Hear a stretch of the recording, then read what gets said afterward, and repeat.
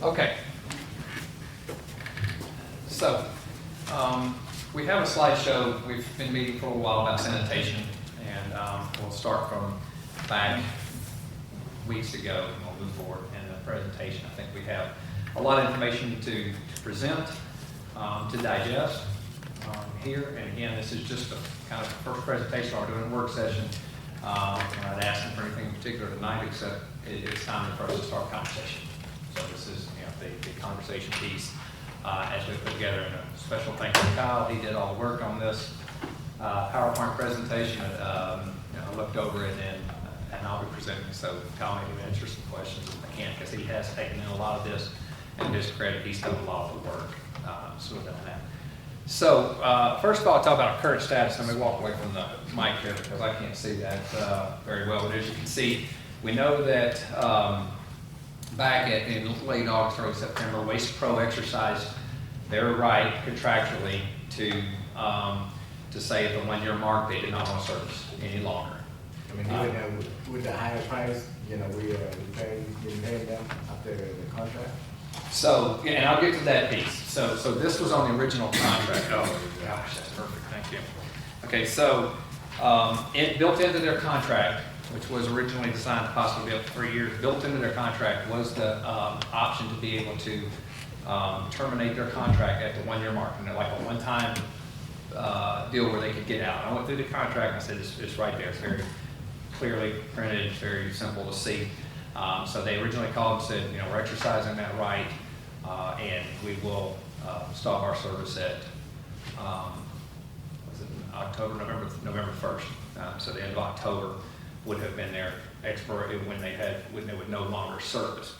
So with that being a very short time period for us to make really any decisions with that, one of our first moves was to cover a gap, because whatever decision we're going to make, we knew there would be a gap in that process, and we didn't address that. So we went to Waste Pro and said, what would a 3-month extension look like, just to give us some time to breathe and to make a more educated decision instead of something rash. And so they said, we'll do a 3-month extension, but at a new price level. We'll cover that in here as we go. You'll see this on that next line. So we did secure that, which we're currently in, starting as of November 1st. And this was what Mayor Council had approved. When we talked about that, we did the extension, and they wanted a one-time payment. We gave them a one-time payment to cover us through the end of January. So we have November, December, January covered. Now it is at the higher rate, and that rate went to $35.17 per household. You see in the slideshow that it went up to $35.17, where we were at $14.19. It was where we were. So you see a $20+ just over $20 increase per household to continue to back up. Now again, we're on residential is what we're talking about. So that was the extended amount. And again, we're covered till the end of January on that. With that done, we went ahead and we posted an RFP. So we asked for bids for both services, for commercial and residential. When we asked for the residential, we kept it simply at backdoor, exactly like we have it now. Backdoor, 150 gallons. And we had everybody bid. We asked for the bids in the RFP for that particular service. And the commercial, they have a very long, complicated grid. It's all the different sizes of containers and everything that they would use. So that was where we wound up with on that. We got all the RFPs back. Go to the next. Okay. So we got 3 responses back on the RFP. We got Waste Pro, we got Republic, and we got Waste Management. Were the 3 that responded to the RFP. Out of those 3, Waste Pro was the only one who bid on backdoor pickup. We got one that said they were willing to do it, and it was at the price that we're paying now, at the $35.17 that we're paying in this extension period. So for about 8 weeks now, we've been holding sanitation meetings between the finance director, public works director, myself, and the mayor, discussing options and some of the different things that we would be looking at to move forward to solve our sanitation issue, because we kind of have limited time. We have to make some decisions, because as of February the 1st, the extension is over with. Okay. We put out a new RFP according to some of the meeting things, and we were looking at options, like what are our options that we have out there. And one of the things we realized was that if we're gonna truly look at options, we did not have any pricing for curbside. We did have one of the vendors who basically had a handwritten piece in there that said, if you wanted us to do a curbside pickup, we would do it for this much. And that was Waste Management. We didn't ask for that, they just volunteered that number inside of their bid. But to be fair, in the RFP process, we had to go back and allow everybody else to bid on the same thing. You know, we couldn't take just the one. So last week we put out an RFP for residential curbside, just to have the options in front of us to look at, so we have good comparison. So as of right now, on the 17th, we will open the bids on residential curbside, which would include the containers. They would provide containers, but there are two separate line items as how much would you charge us per house, and then how much is a container. Okay. Jim, Yes, ma'am. would we purchase the containers from the company or? And that's and that would be a part of the decision. Would we want to do that? But for curbside, the vendor chosen, and we have done nothing with commercial, by the way. No awards have been given in anything. We're just holding on to all that until we make a decision. But for the residential side, we might have a couple of options, but most of the time it would appear that the jurisdiction will buy them from the sanitation company. Now, they may allow us to lease or rent or anything like that, but at a point in time, we just purchase that canister. And I realized that we run into their against that we're a quarterly billing company, and so somebody can opt out, so what do we do with their trash can? And again, that's just some of the logistics that we will drill into at a later point in time. What we want to do right now is get you familiar with and comfortable with some of the options that may be in front of you as we move forward. So some of those are included in here, and we'll get you all a copy of this presentation as we move forward. We can either print it or we can send it to you by email or both. So we did switch over to the survey that we did online. And when we talk about the survey, sorry, you can't see very well. Can't hear and can't see. But one of the questions, we had several different questions, and we thought, for the presentation, what's pertinent, right, to you that you might want to know. And so one of the questions was, if provided a 96-gallon bin, thank you. If you were provided one 96-gallon bin, would that be sufficient for your household? Because we know right now we have 150 gallons. 96 obviously is that reduction, so are we thinking one bin or two bins, and how we do that? But we kind of start off with a question. If we gave you a 96-gallon bin, which is a larger one than your typical ones you might buy at Walmart or Home Depot, is that enough? Do you think that's enough for your household? And so you'll see on that, and you might not be able to read it, but the green line, the green one on top that has the highest level right there would indicate that it's no problem to manage with a 96-gallon can. That came out to like 65%. Now, we only have a certain sampling size here, right? We don't have everybody in the city didn't respond to this, but it was a pretty decent sampling size. We did okay with that. So 64%, right at 65, said it would be no problem. And then an additional 16% said it would be difficult, but they could manage with one. They might have more trash than that. And then, for some reason, some people said a smaller bin would be better. I guess if they were considering having to take it to the curb or anything like that. And then a little over 10%, 12% said it would not be big enough. So you see those numbers where they go with that is that a majority of people said that a 96-gallon bin would be suitable for them. The next question that we pulled into here says, if given the choice to have curbside pickup at the current rate or backdoor pickup at an increased rate, which would be your preference? And so if I had to choose one or the other, what would that be? And those numbers were fairly close for the sample size that we had. And so somebody that said we had right at 45% say curbside pickup at the current rate, and 55%, 56% said they would prefer to back up at an increased rate. Okay. And again, we'll get you all this information. And the survey results were posted, I believe, online with the DIA. So the entire set is posted on there. But for the purposes of this, we didn't put every question's answers on there. For the next slide, it said if the current rate remained the same, if you had to be curbside pickup, how much more would you be willing to pay extra? So we kind of be able to get a gauge of, you know, if we asked for a higher rate for a curbside pickup, I mean, for a backdoor pickup, rather, curbside becomes a standard and the backdoor would become an extra thing. How much would somebody be willing to pay, you know, as some type of an idea? So as you go down on the chart, if you don't have it in front of you, and you say the first line's $5 and then it's 10, and then it goes to 20 and 25. Okay, so just to give us an idea of where we do it. The very bottom line says nothing. So it's like I don't want to pay anything extra, right? So obviously that's going to be the highest one, so I don't want to pay anything extra for it. That came in at a 42% response rate. And then the rest of them were kind of spread out. $5 seemed like it was possibly doable, around close to 30%. And then $10 and $20, 20 being the least amount, other than 25, so people were willing to pay it to 25%. $25 more. And those numbers were, you know, were kind of spread out, but not, you know, it gives us a gauge to go by that. Obviously, we're very good to not pay anything at all for it. So we start looking at some options of where we go, and after a lot of discussion and a lot of numbers, and again, Kyle did the majority of this, so let me steal any of the glory. Kyle put a lot of this stuff together with some help from the finance director and some different things. So we'll get as far as the big long drawn out sheets, they're not in here. We kind of just start talking about some general numbers so that we start the discussion. So option A.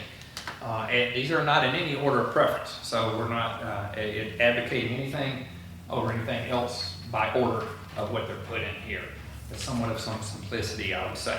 But option A would be that we continue with a third-party vendor doing the backdoor pickup, same as we have right now, and we either pass on the increased cost to the citizen or the city absorbs the extra cost. And so we kind of put those together, and that's just one of the options that you have, that you choose either one of those. Should the city decide to absorb the cost, the difference between the current revenue and the new expense would be approximately $235,000 on an annual basis. Now, this is most of the numbers that you will see are based off of 1,200 homes. Okay, it's a nice even thing. Generally, we have a little bit less than 1,200 that stay inside the service. It's anyway, it fluctuates between 11 and 1,200, sometimes even less than 1,100, because again, quarterly you can opt out of what we have right now. So it fluctuates quarterly. But so we just use the high number of 1,200 to generate the number. So most everything that you see in here is based on that number, of 1,200 to put that up front there. So that would be one of the options that you look at, should we decide to absorb that. And then we go to the next line, which is an option B, which would be to accept a curbside service only, with the option of backdoor service for a citizen who's willing to pay an increased rate. That option will be at no cost to the city, but an increase of approximately $20 a month per citizen that elects backdoor service. And you have all kinds of options around that. Again, you know, what kind of rates you charge or anything such as that. So that would be at option B. Option C would be that, I'm sorry. Before we go to option C, option B, when we do that, I mean, do we check with the service provider that would they be interested to serve us with the price of 35 and something? With, you know, with two options like this, curbside and backdoor pickup, because they might give us, you know, we're gonna do the whole city backdoor and they could give us. So just a note that keep that in mind, if you can check with them, see if they would still provide a service with the same price or not. Okay. Have the city doing curbside, have the city doing backdoor. So what is the increase if somebody wants a backdoor, Yeah. which is kind of, you know, we came up with the $20 because that's where they currently sit, with Waste Pro being the only one who bid on it. Yeah. And so I can add that as an addenda to the bid. It's already on the website, and you can go look at that. There's one addenda. I had one question about additional cans, and, you know, could they provide 2 cans if the resident wanted it, and what that charge would be. So that should be included in that as well. To clarify what you just said, you're saying that you have the option of both curbside and backdoor? No, I'm saying is the price that they provide giving us $35.17 is to do the backdoor pickup for the whole city But now we giving the citizen, whoever wanna do, like, let's say half the city wanna do back door and half the city do curbside. Would they still providing the service with the same price or not?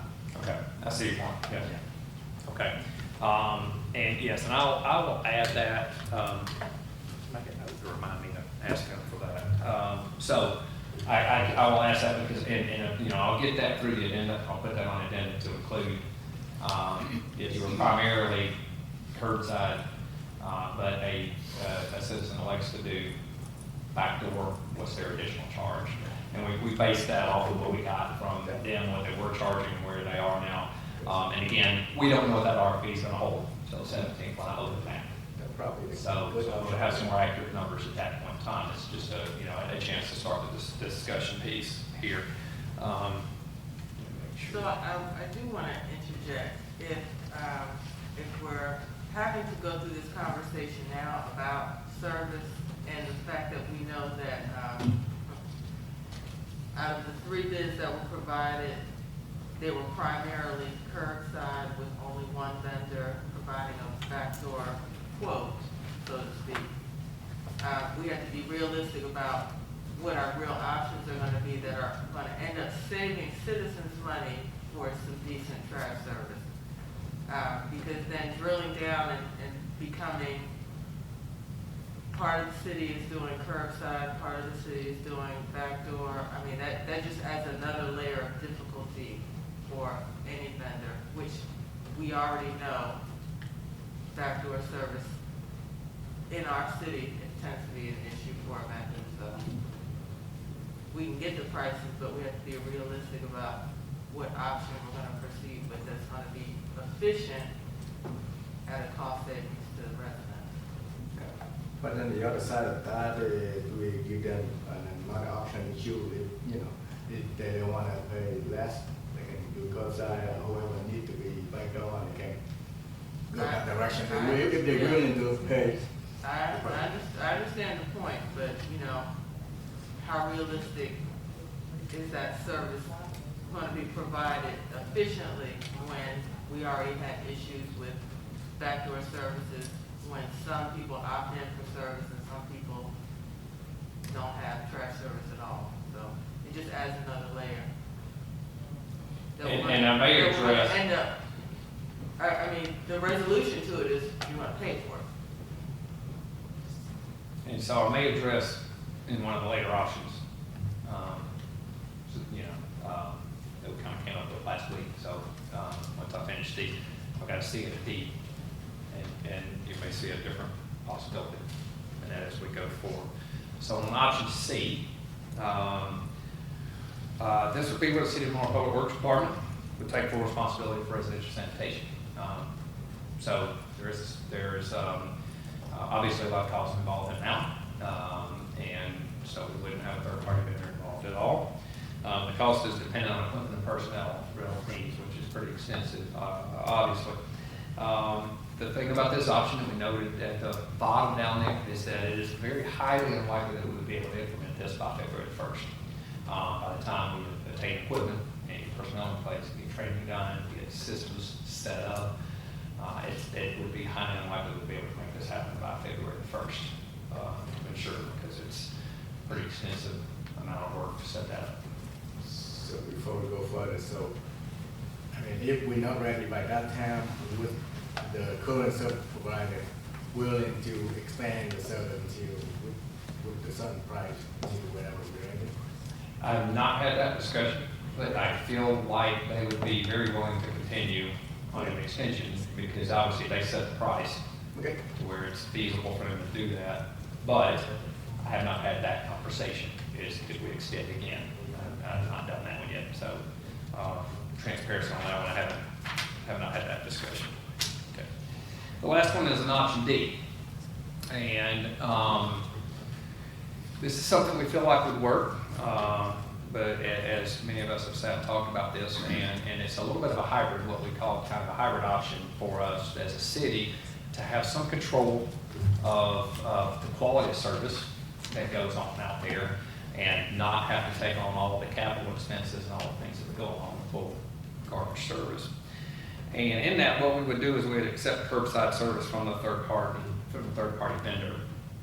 And the public works personnel would provide the labor to bring the cans to curbside.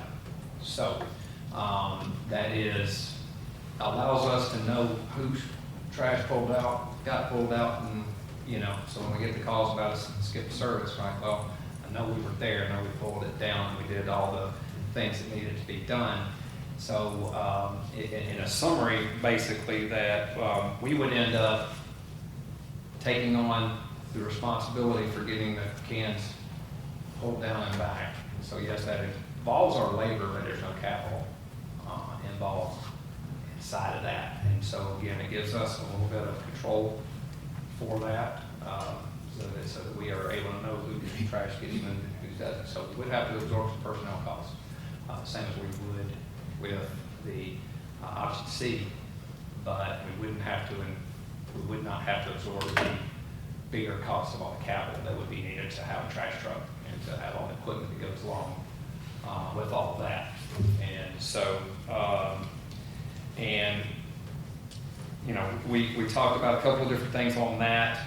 You know, there's all types of hybrid options, but again, it gives us some involvement with it, but it keeps our cost overall, it keeps it down because you're paying a much lower cost for curbside pickup, and then we're able to control cans in and out ourselves.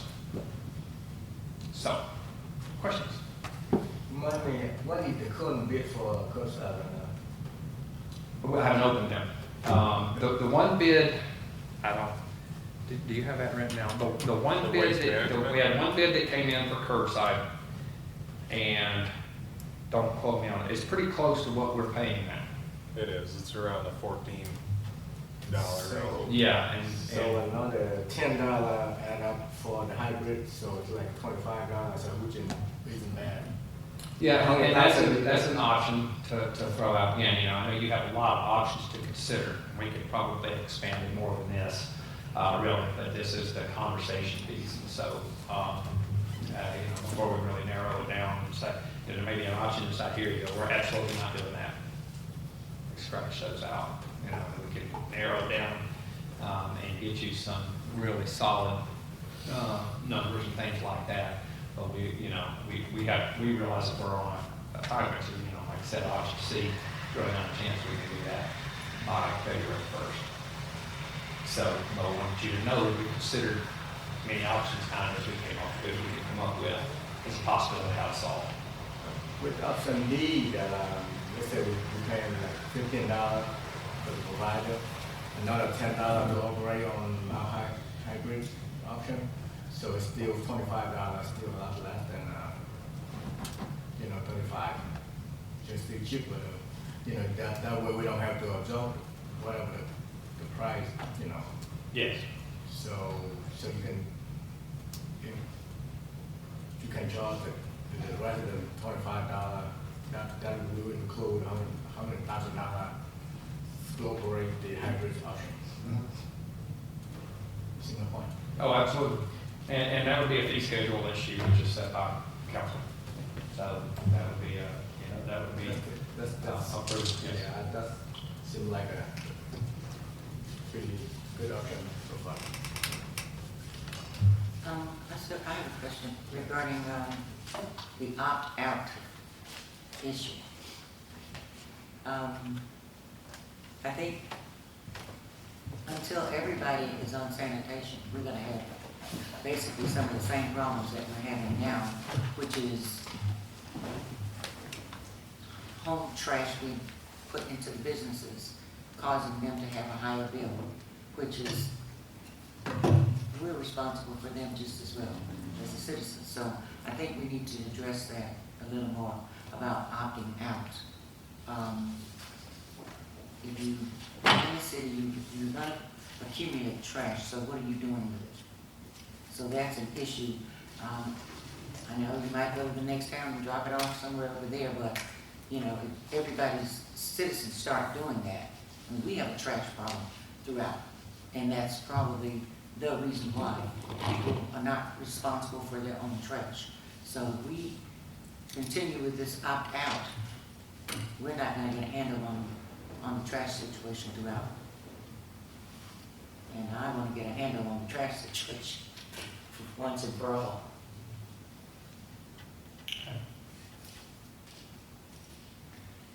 Other questions or comments? We're to the end, basically, Mayor, but he's seen that. So, yeah.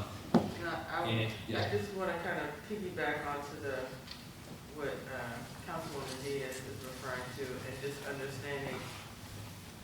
Option D, inserts a layer that we've never had before to assist with understanding, we've chased our tail on several occasions with previous vendors regarding sanitation, with cancellations, and did we actually cancel, did they actually have service, all of these things.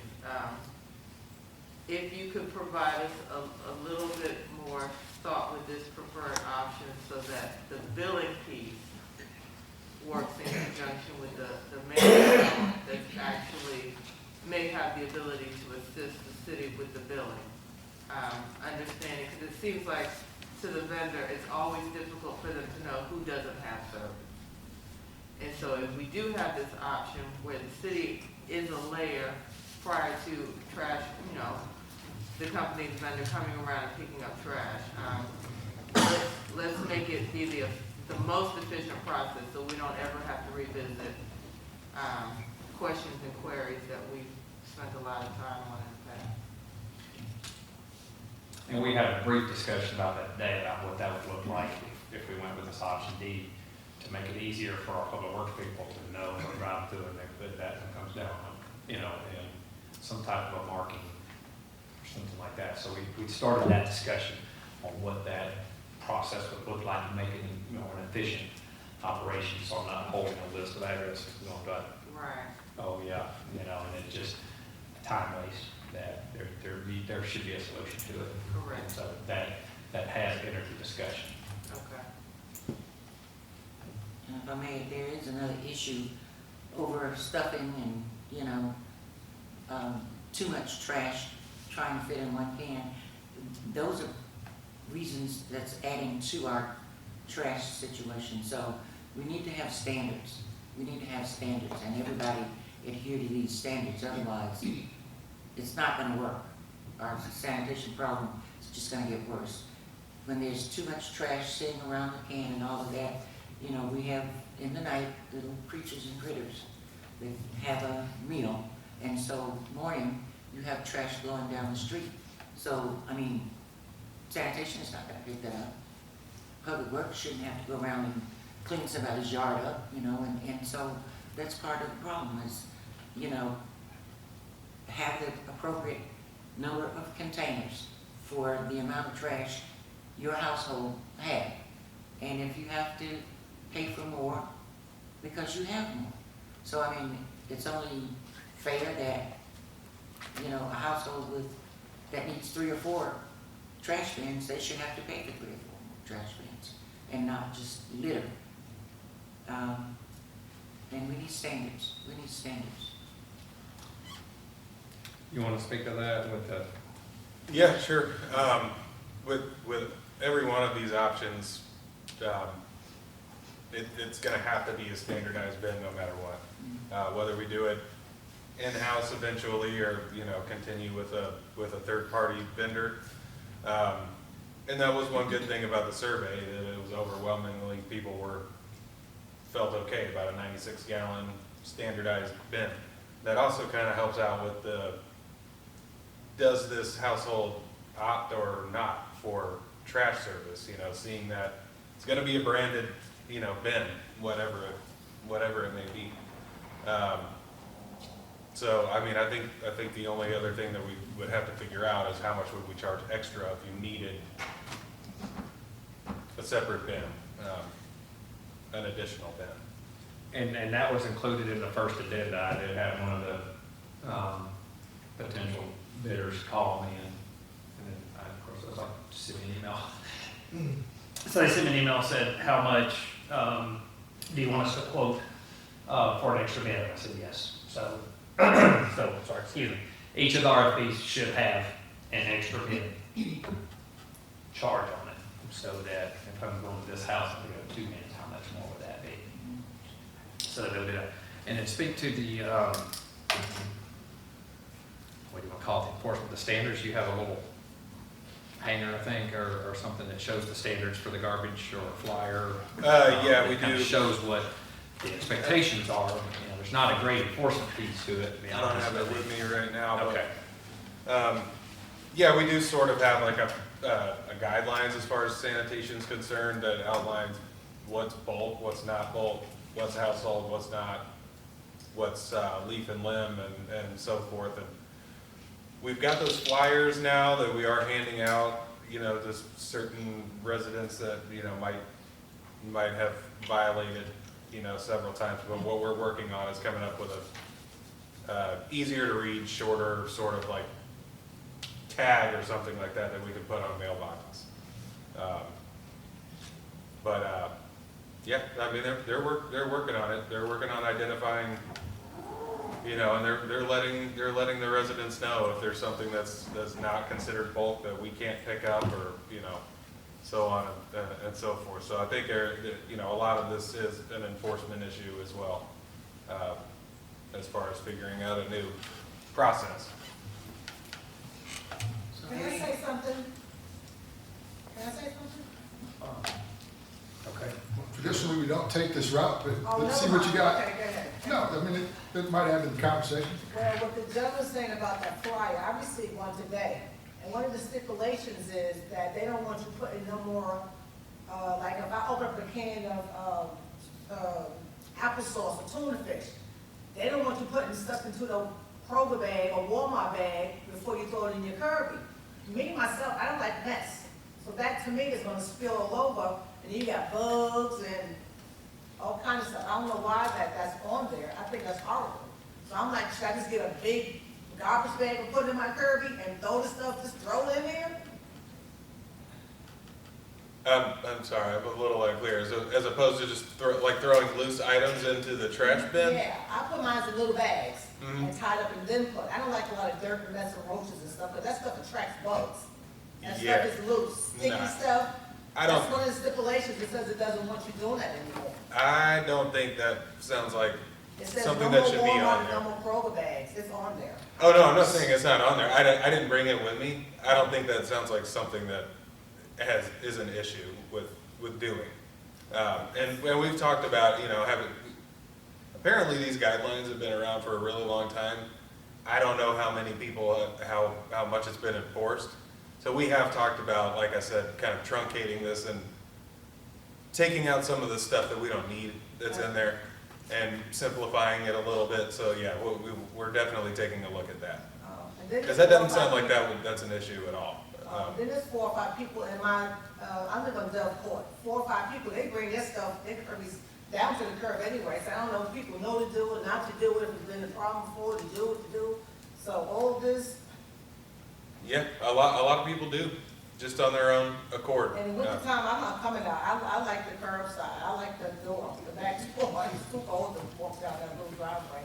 I mean, sorry to interrupt, I'm sorry. No, and if I might speak to the interpretation of that as a possibility, I think maybe what it's saying is don't just take a small shopping bag and throw it into the Kirby itself. If you're taking and putting it into another garbage bag, then, but what they would like to have is a full-size kitchen, 13-gallon kitchen garbage bag or bigger.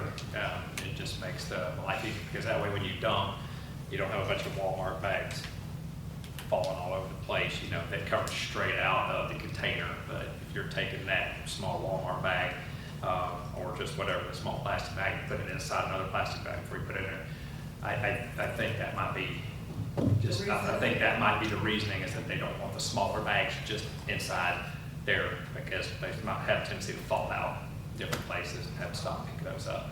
So it may just be an interpretation piece. We'll look at that. Yeah. We can look at that tomorrow for you, and just double check it. Yes, ma'am. I think in the past, the reason for that was the time that it takes to take out individual bags.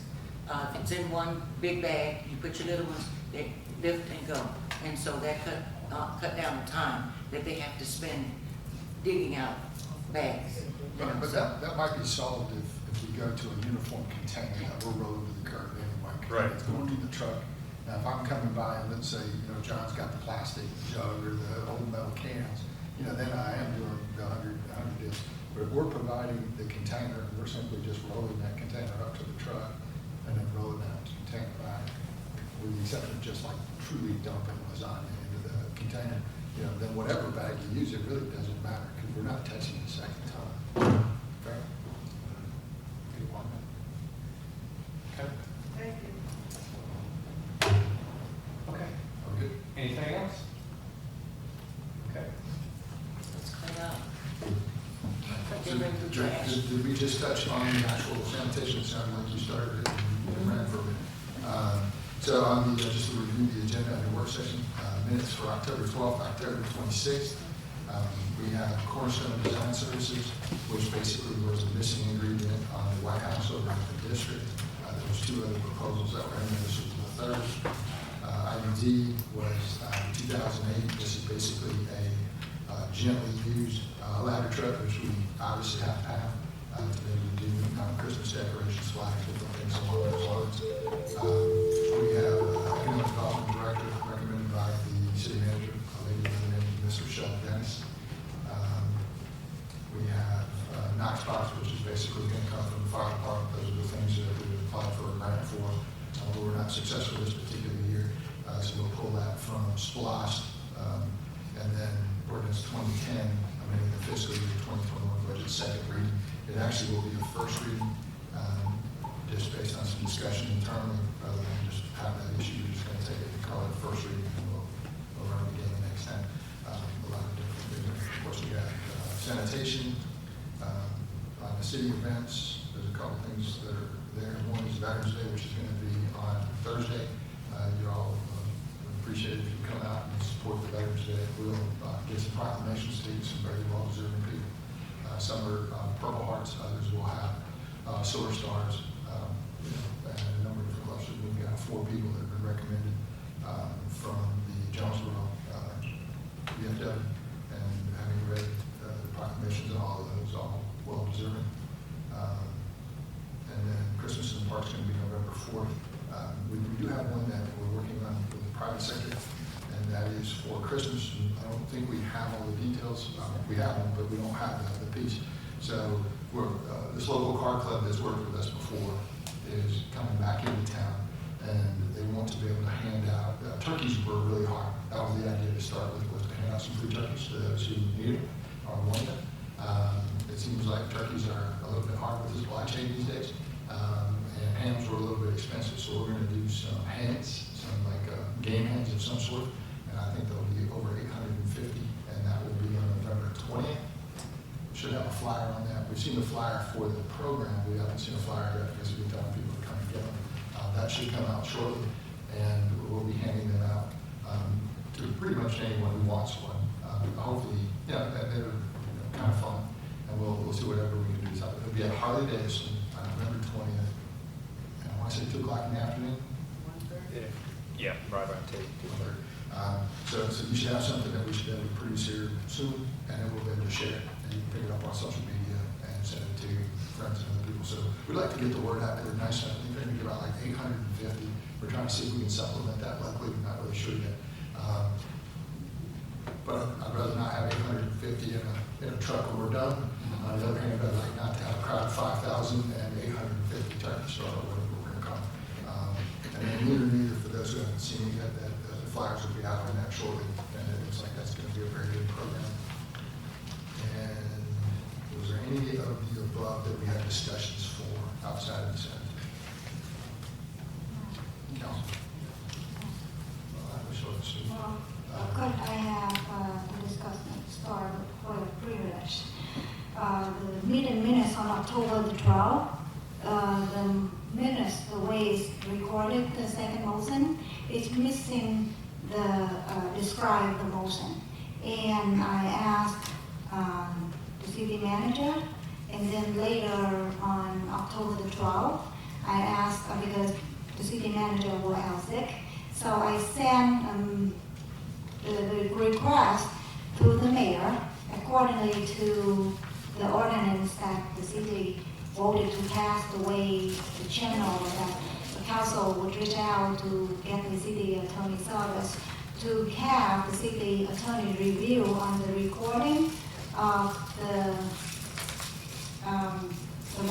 motion to amend the motion, because the motion wasn't fully recorded. It's still missing the, it misstatement the motion. And up until now, we still have not got the answer from the attorney. And I would like to know why is that for almost a month now. And I, as a council, asked for the city attorney service to help me to do my job. And I'm not able to have that access.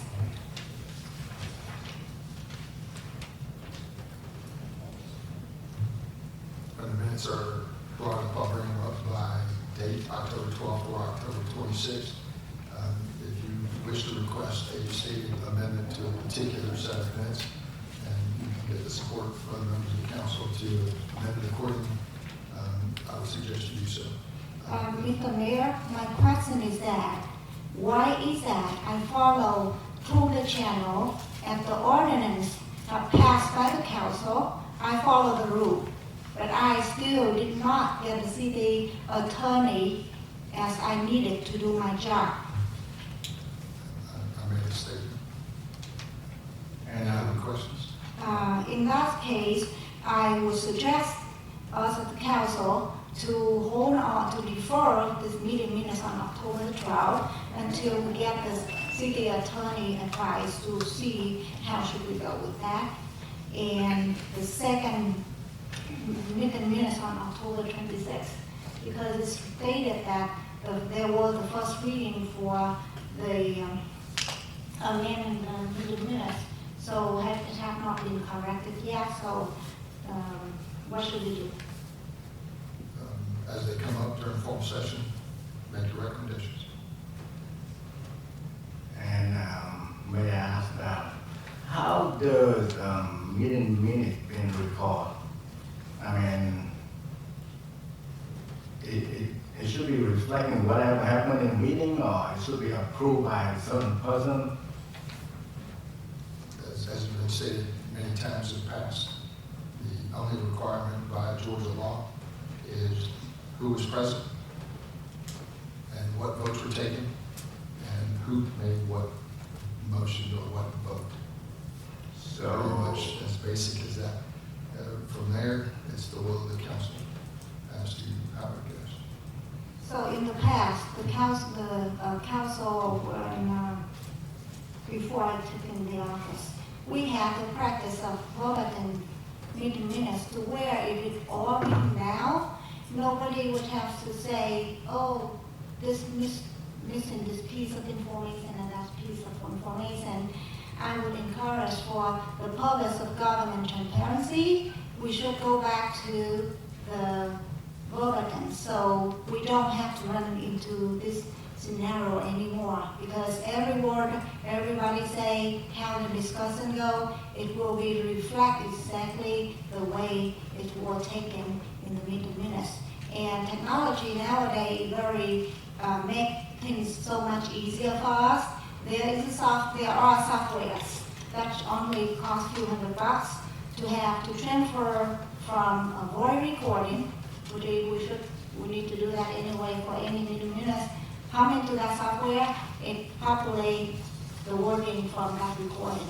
So it actually saves the city court time on listening to hours of meetings and try to summarize it and then somehow misstatement here and there. So that would be serving the two of us, efficiency from the staff and government transparency for us as the council to serve public.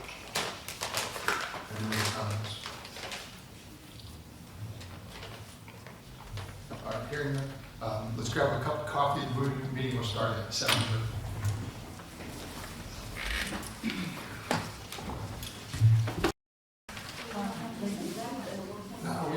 We pulled a lot of stuff off just to hold it back, so I'm just gonna check. Do we have anything that we can throw on there that's This is probably, we had a conversation about sanitation, but most of that was related to sanitation by itself. You should probably have a decent discussion about bulk and some of the solutions to some efficiencies. And I know we've had some generic conversations, but I might not be ready to make it forward. But why this becomes important is we have a certain timeline. And that means at the end of July or end of January, it's one thing to have staff recommendations, but we have to move so that we give them the time to be able to implement. Worst case scenario, nobody picks your garbage up on February 1st, commercial or otherwise. We're all going to feel completely different, about timelines at that point. So I have a pretty good understanding in terms of what we have. We have commercial garbage service, which would not have been discussed tonight, correct? Correct. Okay. So we have a number of bids that have been received. We kind of know what those are. I don't think anybody's got real heartburn over those, but let's ask that question. And any member of the council have serious concerns over the commercial side, realizing that, let's just say 100 containers may need to be swapped out between, I'm not going to just pick a company, because somebody might give a hard time about that, but company X, that submitted a bid for commercial, if we accept their bid, we have to have some time on it. They got to swap out the containers, they've got to be able to implement the service and have it. And so that's important from a roll-off container standpoint for those people, trash compactors and otherwise. So from a council perspective, does anybody have issues with what we've seen on commercial buses? And we're open to discussion, so just ask any question, we'll get the information we have. It may not be perfect, but it's better than waiting.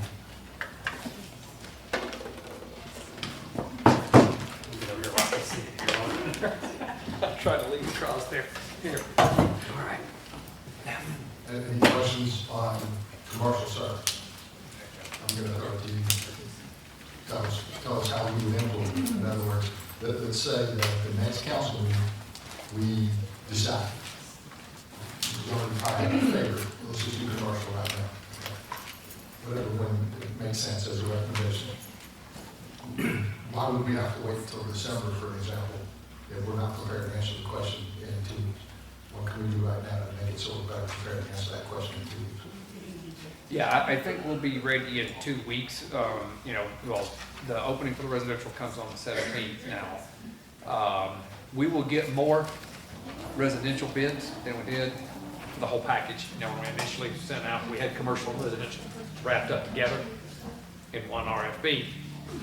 And I feel like that limited our number of folks, may not have been able to do commercial, even though in the RFP it says we can do, we can piecemeal it if we like, so our RFP says I can choose one vendor for residential and one for commercial.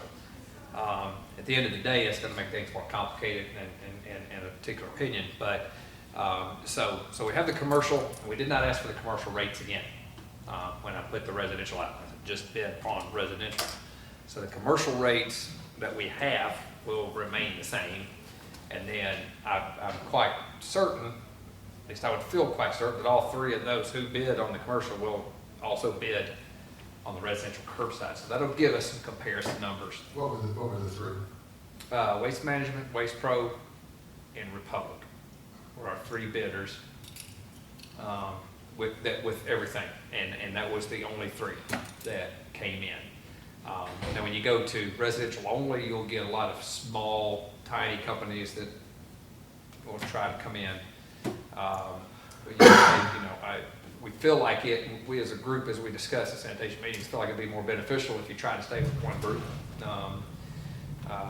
Though we don't have to, but it just kind of reduces your number of people you have to talk to when you have an issue. Plus the commercial, commercial stuff that they're making money out of it, so it kind of balance out a little bit with the residential, so they, might have a better chance to give you a better price. Yes. With the compost, so.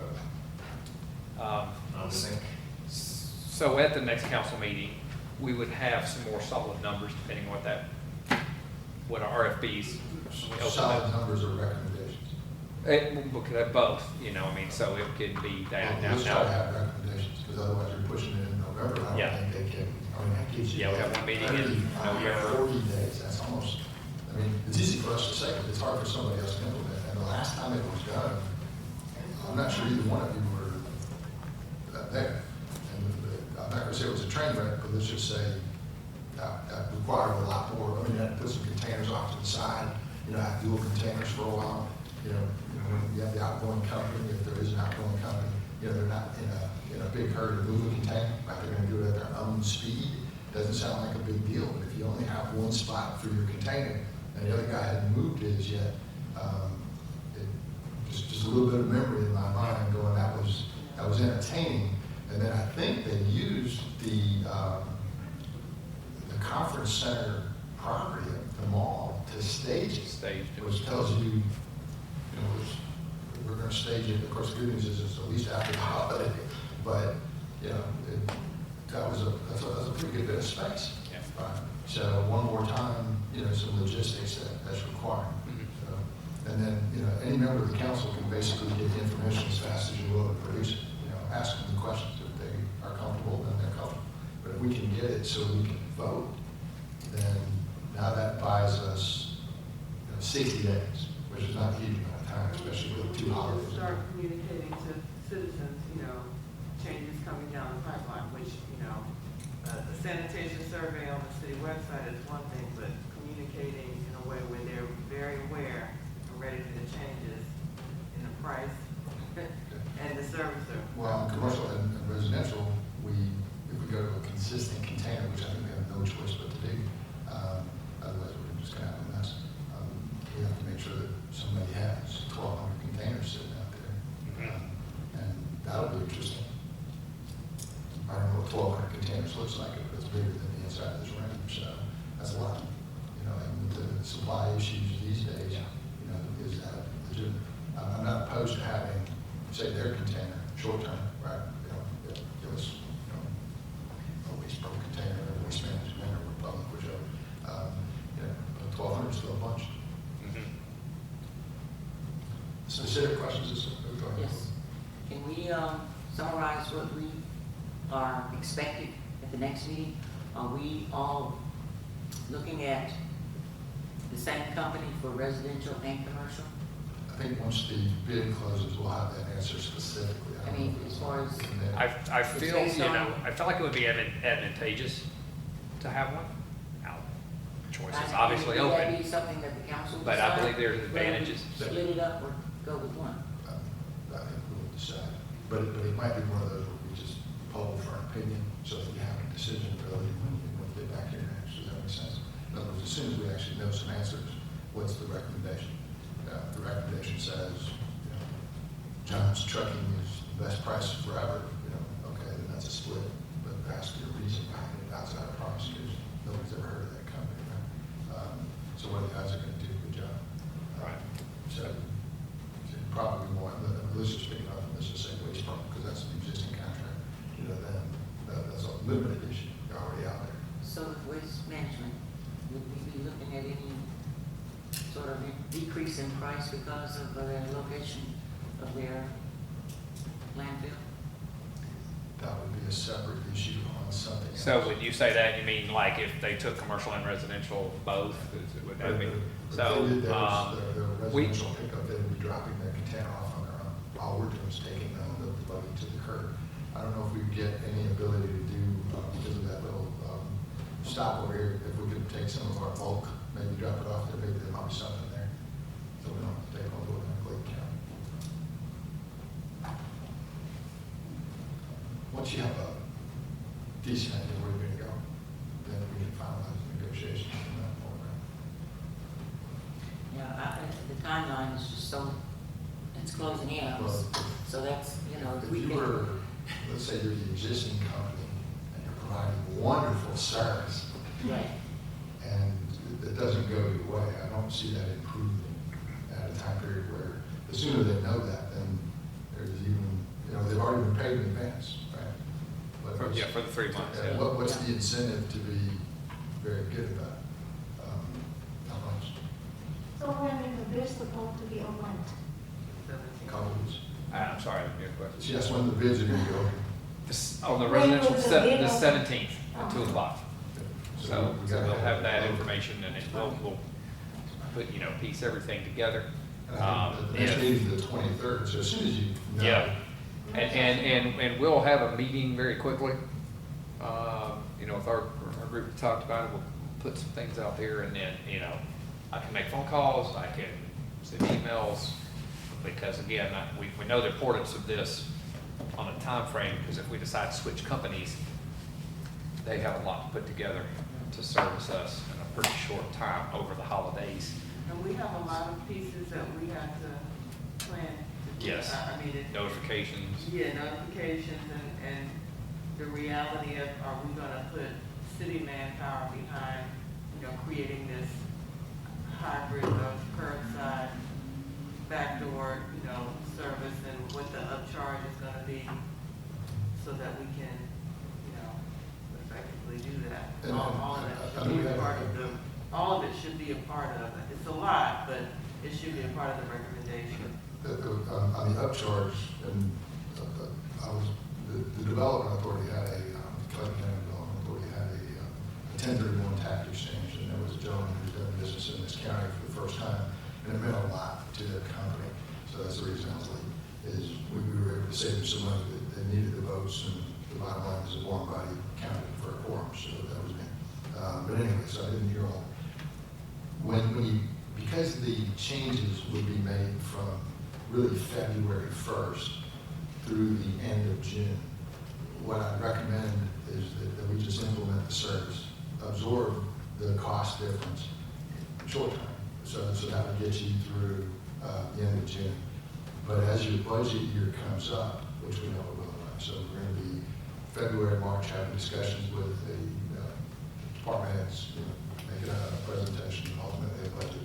In that budget, if you so choose to make a change in terms of what you're charging residents or something like that, put it in the next budget. Otherwise, we're going to, you're going to be implementing several things with a lot of staff. At the same time, you're going to be doing some other things. The numbers, I think we ran a number, what was that total number? It wasn't a huge amount of money in comparison. In the presentation, it was $100,000. 100,000. Yeah, well, I know that's. For us to do our part. Well, over that 5 months, just to. Oh, it was it was 235 annually was the rough number that we came up with for absorbing the cost. So if you split that down, you'd be around roughly 100,000. You take 100. Yeah. And then you build it into your budget. Why that matters is now you get the totality of the picture across the full spectrum of what the city's potential is for income, revenue, and then ultimately the departmental request in terms of what they're asking for there, and then we get to figure out what we can absorb and what we can't, and what's fair. Does that make sense? It does, but I would still like for us to have contextual information sooner rather than later, because it is a change that will come down the pipeline. And at this point, understanding what has to be decided upon and what we have to move forward with, and what we haven't necessarily communicated in its entirety to residents. Let's work on having more information on the front end rather than kind of, piecing it together and having to adjust the message on the back. I don't think it would stop us from having templates, right? In other words, these are the things we're going to send out because we got a little bit of time. We should be able to create the template so that we know what we're sending, because it's going to take a minute for them to actually get it, right? So implement that.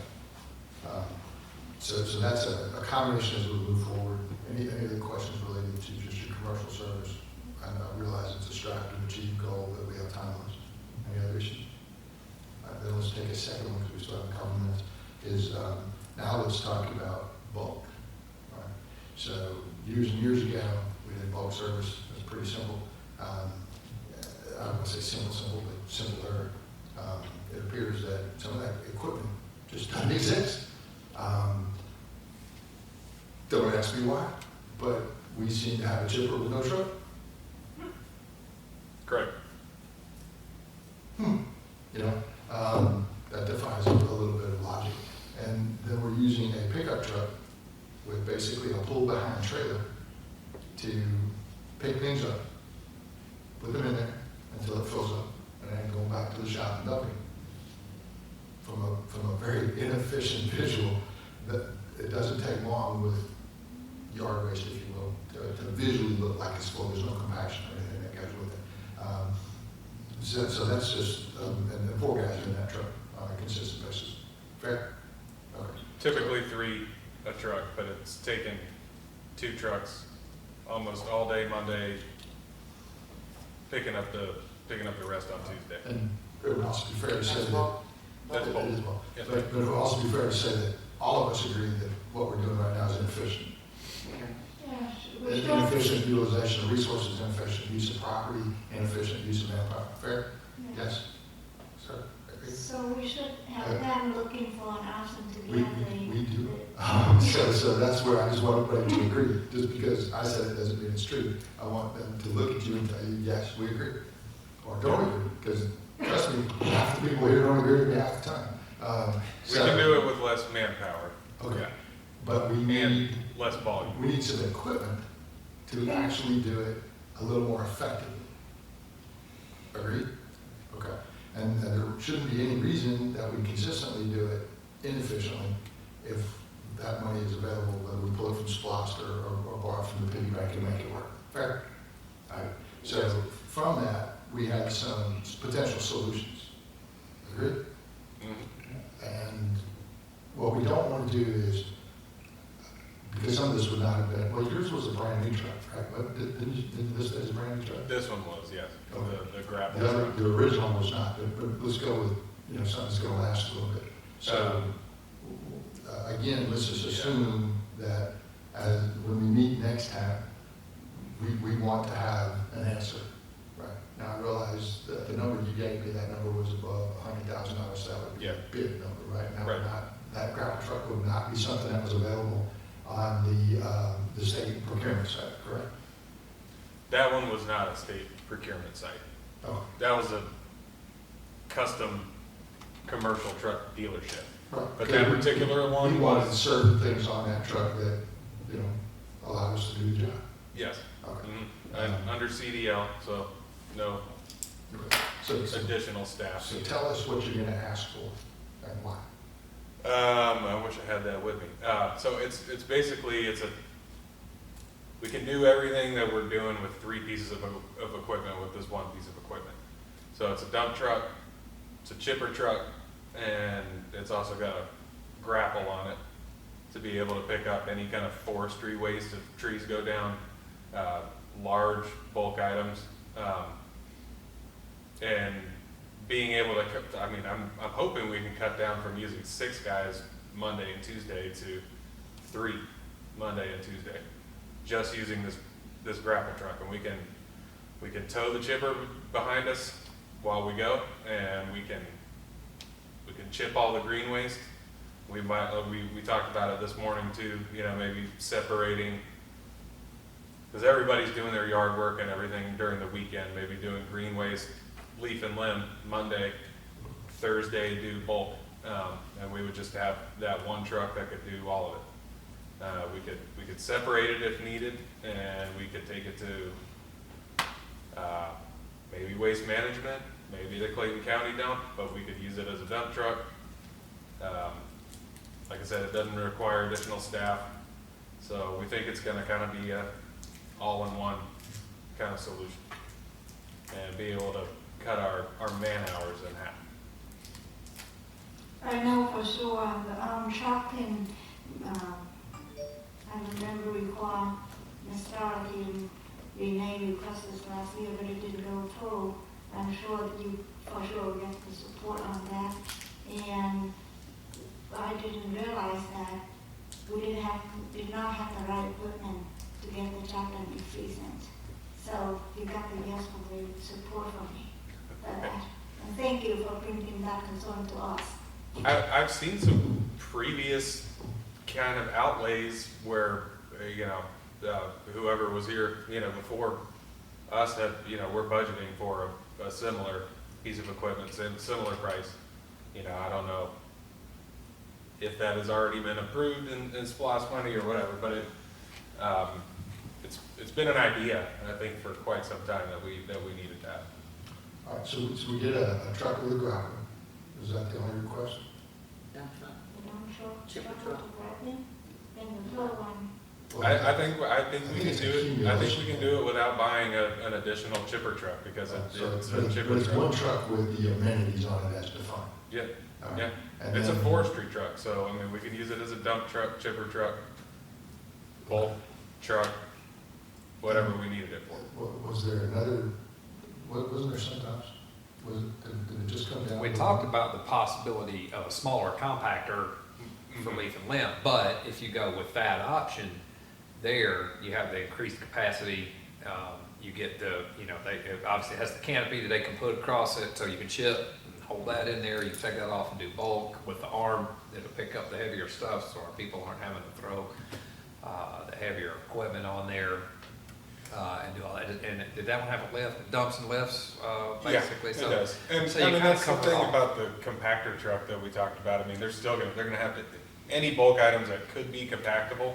they're gonna have to manually lift, you know, because it's gonna be set up to hook up to a standard, you know, trash receptacle to dump it. And if you're throwing big bulk items into a 25-yard truck, that's gonna fill up real quick. We'd be having to take that to the dump 3-4 times a day. So I'm not really sure if that helps us out at this point. I think if we look at other options as far as residential pickup, certainly we would need that. I do want to ask, forecasting needs for public works staff. I mean, you know, we've got, if we get the equipment, you're cutting the manpower for just one aspect of what public works does. And there will come a point where council needs to have a discussion about how serious are we about the commercial corridor beautification. You coming from the organization that you came from, I'm sure, you know, and we talked about this, having scheduling staffing so that there's always this reset, so to speak, fresh in the morning, which gives this appearance of, you know, fresh, clean, ready to do business. I think understanding the sanitation needs, our internal services, and then forecasting as well. It's all about trash. We're gonna need some beautification programming and staff to go along with it, because we're dealing with a lot of trash. I agree. Yeah. I agree. And, you know, and the events come into play with that as well. Correct.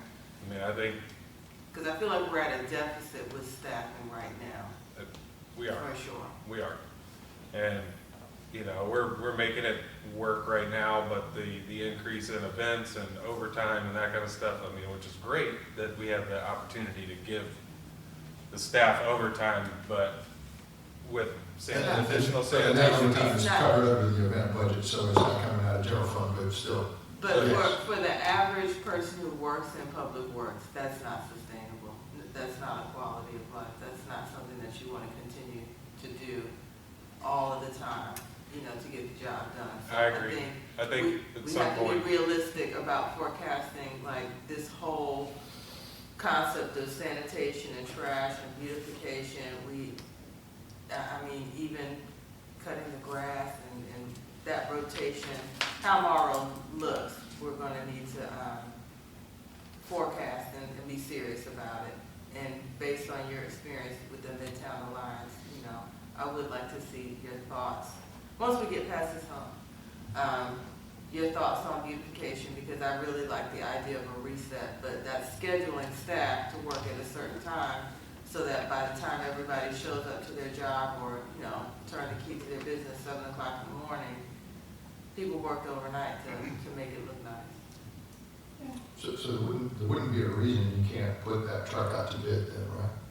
That, you know, putting it out to bid doesn't require an active city Right. council.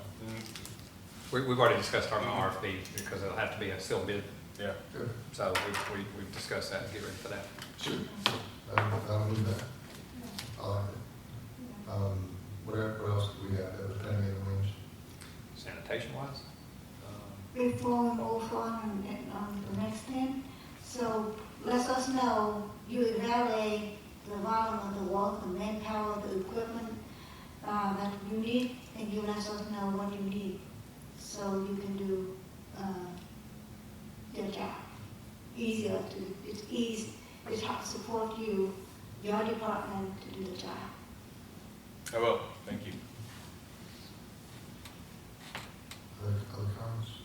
And what else we got? I'm okay. I think the one thing I wanted to, I had to pick a crowd too, but anyway, for everybody up there, remind those business owners, plaza owners about the sign grant, because I haven't got any applications. Well, I'll tell you what, I reached out to, on behalf of the shopping center owner next door, which they're in. But as part of that section down at the bottom, of course, the owner wants to know kind of what, what's it gonna look like and what's it gonna cost. So I reached out to a company called Royal Sign. But was a little surprised with my response, and I should get an updated response sometime at the end of this week. But it was like the volume ability, this is just one sign, might exceed what that company has the capacity to produce. And you're like, there's multiple sign opportunities here, and you let each of the sign companies know. So one of the drafts that we saw was from Clayton Signs, so obviously they would know. But from one of the more, the independent, they're all independent, the ones that I know does a good job at a good price, he's concerned that he's not going to have the internal capital to be able to deliver the sign itself. And I really thought about that. I'll know a little bit more once he responds back. But he had to talk to his business partners just to see if it was something they would have the ability to be able to do. In other words, we start on a certain number of these signs, we might not have enough internal capital to actually do the work. Now, that would not be good, because then that means only the ones that are the most well capitalized would probably do it, and I don't know that we'd all get the best deal, either the business owners themselves or the city. So to be determined, but that was coming from Royal Signs, guy, the last name will be, I'm sure there's others out there too, but that was the kind of, and that's why we haven't submitted anything, because there was nothing at that bottom line to submit. I don't have a visual, I don't have a cost, and without a cost, that makes the property owner nervous. So we might have to run that deadline a little longer, or figure out if anybody else has got one. At some point, if we're not careful, we may end up with no takers. Great idea, but getting from point A to point B may not be as simple as it sounds. But bear with us. I'll give one answer, and if that one doesn't want to do it, then the question is who else will we contact next? We know it's a good idea. Nobody's saying no.